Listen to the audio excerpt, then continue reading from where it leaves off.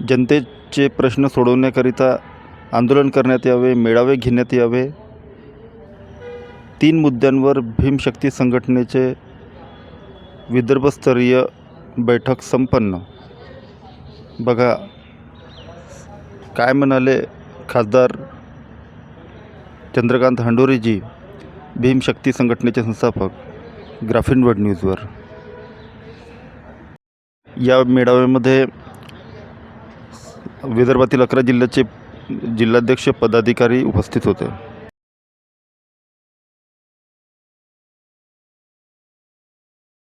सर्व नागपूर शहरातले जिल्ह्यातले सर्व माझे ज्येष्ठ नेते कार्यकर्ते आणि सर्व जिल्ह्याचे सन्माननीय जिल्हाध्यक्ष, महिला आघाडीच्या सर्व नेत्या, आज जे रवी भवन इथे विदर्भस्तरीय बैठक आज पार पडलेली आहे. आपण काय सांगणार या बैठकीबद्दल? नाही, आज भीमशक्ती या सामाजिक संघटनेच्या वतीने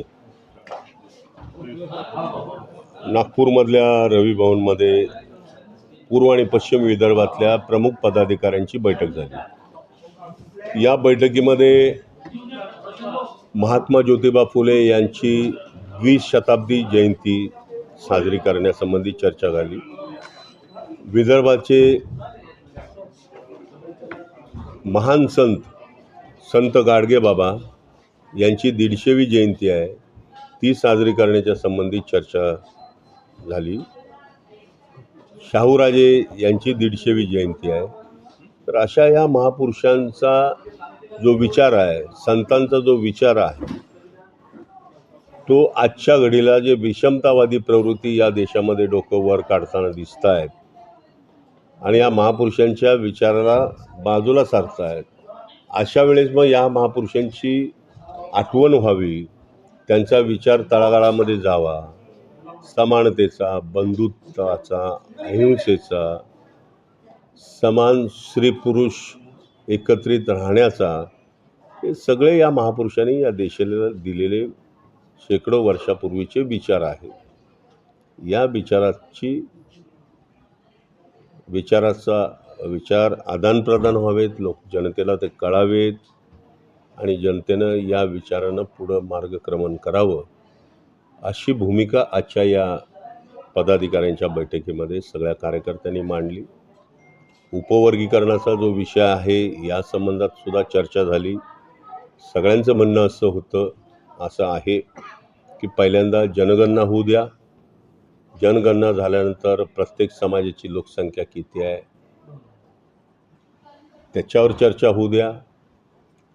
बदर समिती जी एक व्यक्तीची समिती आहे, ती रद्द करून 59 जातीतल्या तज्ज्ञांची, त्या समाजातल्या ज्यांचा अभ्यास आहे, सगळं माहिती आहे त्यांना, अशा लोकांची एक कमिटी करावी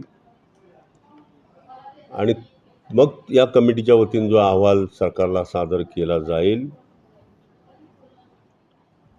तो अहवाल जनतेसमोर आणावा.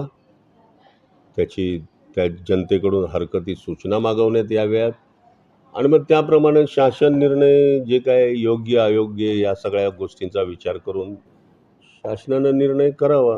ही कार्यकर्त्यांची भूमिका आज या ठिकाणी आली.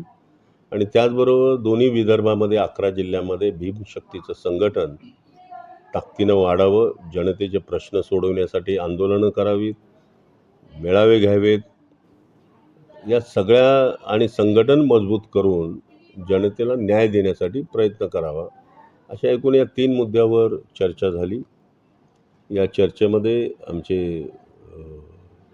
विदर्भाचे नेते पिंपळेसाहेब होते, आमचे मोहोडजी होते, आनंद मोहोडजी सरचिटणीस आहेत भीमशक्तीचे महाराष्ट्राचे, पंकज मेश्राम हे विदर्भाचे अध्यक्ष आहेत, रोशन जांभूळकर हे पूर्व विदर्भाचे अध्यक्ष आहेत, पश्चिम विदर्भाचे अध्यक्ष आमचे कैलास सुगदाने आहेत, पिंपळे आमचे या स्टेटमधले मोठे नेते आहेत, पश्चिम महाराष्ट्रातनं नागनाथ बंगाळे आले, शशिकांतजी बनसोडे मुंबई प्रदेशचे अध्यक्ष.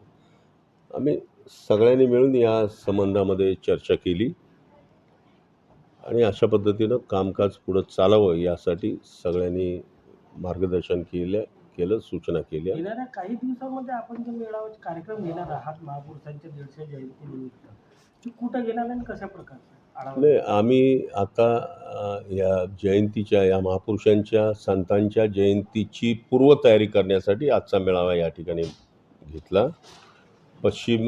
आता 27 जुलैला मराठवाड्यामध्ये औरंगाबादमध्ये हा मेळावा होईल. प्रत्येक डिव्हिजनमध्ये मेळावा होऊन ती एक पूर्वतयारी होईल आणि येणाऱ्या दीड महिन्याच्या कालावधीमध्ये मुंबईच्या षण्मुखानंद हॉलमध्ये एक प्रचंड असा जयंतीचा सोहळा आणि त्या अनुषंगानं उपवर्गीकरण आणि मग संघटनेचं कामकाज यासंबंधी चर्चा घडवण्यात येईल. तर मला एक आखरी प्रश्न असा आहे की तिसऱ्या महिना 12 तारखेला आपण संसदेत संभाषण केलं होतं की रोजगारासंबंधी आणि समाजासंबंधी अजूनपर्यंत त्यात काही ठोस असं काय आलेलं आहे? नाही, मी सांगितलं होतं आणि त्याप्रमाणे आता पार्लमेंटमध्ये आम्ही आवाज उठवतच आहोत.